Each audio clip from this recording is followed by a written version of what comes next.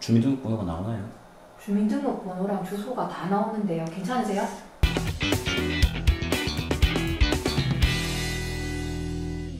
안녕하세요, 부부장님. 본인 소개 간단히 부탁드릴게요. 저는 빌사부 부동산 중개법인의 중개사업본부장 김준영입니다. 훈남이십니다. 네, 종종 듣는 얘기네요. 네.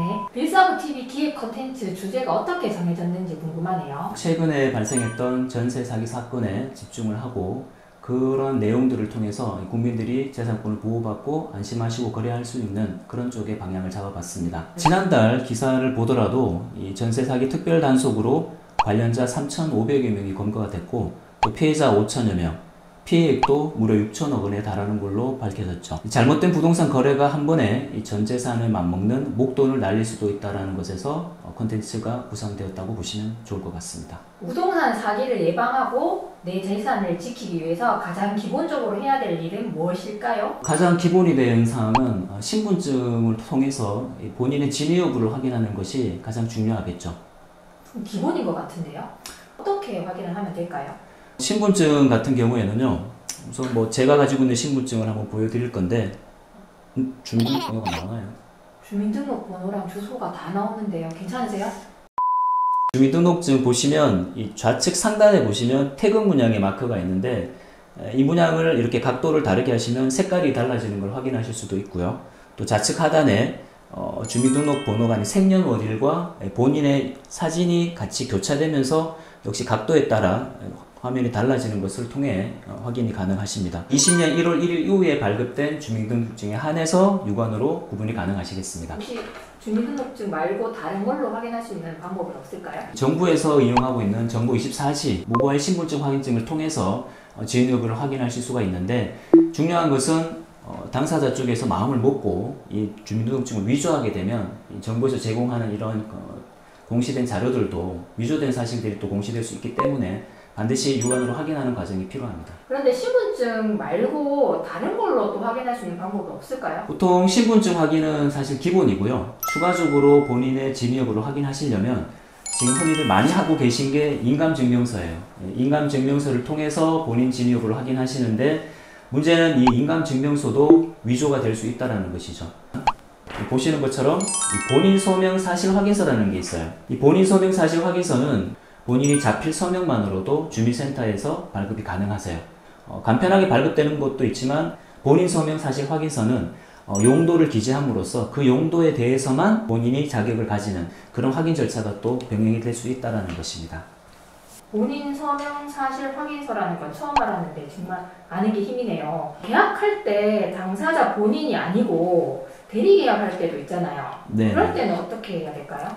보통 대리계약을 하시게 되면 기본적으로 앞서 보셨던 인감증명서 이외에도 이 위임 서류가 있어야 되겠죠. 우리가 말하는 위임장인데 위임장도 너무 날짜가 지나면 되지 않는데 보통 우리가 등기를 하기 위해서 3개월 이내에 1개월 이내에 이런 효력을 가지고 있는 기간들이 있어요. 그래서 그 기간 안에 발급된 위임장과 인감증명서를 통해서 대리계약을 하시면 안심을 하실 수가 있습니다. 하지만 그럼에도 불구하고 이 지인 간의 거래를 하거나 평소 알고 지내던 분들끼리 대리계약을 하는 경우들이 들어있어요. 그럴 때 잘 알고 지냈으니 이런 서류들을 발급받고 확인하기가 사실 면에 바치는 거겠죠. 그렇다 보니까 그냥 서류 없이 그냥 계약을 하는 경우들도 많이 있습니다. 그렇게 아는 사람끼리 계약을 하는데도 어떤 거래 사고라든지 문제가 발생하는 경우가 있나요? 지난 대구 동구에서 있었던 실제 사례를 말씀드리면은 평소에 미용실에서 잘 알고 지내던 언니 동생 관계에서 매매 계약이 이루어졌습니다. 하지만 잘 알고 지내던 언니의 남편 명의로 되어 있고 남편과 별거 중이라는 사실을 모른 채 계약을 하게 됐죠. 계약을 하고 난 다음 잔금이 이루어지고 언니는 연락이 끊기고 또 실제 명의자가 출장을 갔다 돌아와서 집이 없으니 집이 사라졌으니 당연히 소송을 했겠죠. 그리고 소송 결과 무효 확정 판결을 받고 재산을 날려버리는 그런 안타까운 사연들도 있었습니다. 이런 사례를 들으니까 좀 더 꼼꼼히 확인을 해야겠다는 생각도 들거든요. 추가로 알려주실 건 없으실까요? 많은 분들이 계약금을 넣으시기 전에는 등기사항 증명서, 즉 등기부 등본을 통해서 권리관계를 확인들을 잘 하세요. 이를테면 대출을 얼마 받았는지, 또 전세권 설정된 건 없는지 그런 걸 확인들 잘 하시는데 중도금 지급하기 이전에 등기사항 증명서를 발급을 잘 안 하세요. 그렇다 보니까 잔금 때 돼서 등기가 넘어가려고 할 때 확인을 해보니까 추가로 담보받은 내용들이 많이 생기고 있죠. 그러다 보니까 항시 계약서를 쓰실 때 계약 후에 잔금 이전에 권리 변동이 생겼을 때는 계약을 파기할 수 있다는 그런 특약들이 필요합니다. 무엇보다 대금이 지급되는 것은 항시 본인 명의, 즉 등기상 명의인의 계좌로 실명계좌로 입금하시는 것이 가장 중요하겠습니다. 근데 이런 내용들은 이제 보통 부동산 거래를 하게 되면 네. 부동산의 공인중개사분들이 알아서 해준다고 생각을 했거든요. 네네. 공인중개사 사무실에서 계약을 하실 때는 반드시 대표자와 계약을 하시는 게 중요합니다. 간혹 대표자가 아닌 직원과 실장, 부장, 직원과 계약을 하셨다가 대표자와 직원 간의 어떤 마찰이나 분쟁이 있었을 경우에 문제가 생기는 경우들이 들어있어요. 그래서 반드시 등록된 중개업소에서 대표자와 함께 또 하나 공제보험 가입이 되어 있는 것을 확인하고 계약을 하시는 것이 중요합니다. 오늘 좋은 정보 알려주셔서 감사합니다. 네. 혹시 부동산 거래에 대해서 궁금한 게 있으면 본부장님께 여쭤보면 될까요?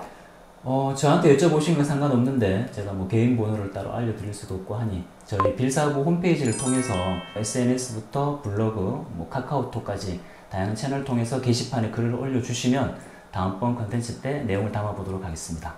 그리고 구독과 좋아요, 알림 설정 부탁드리겠습니다.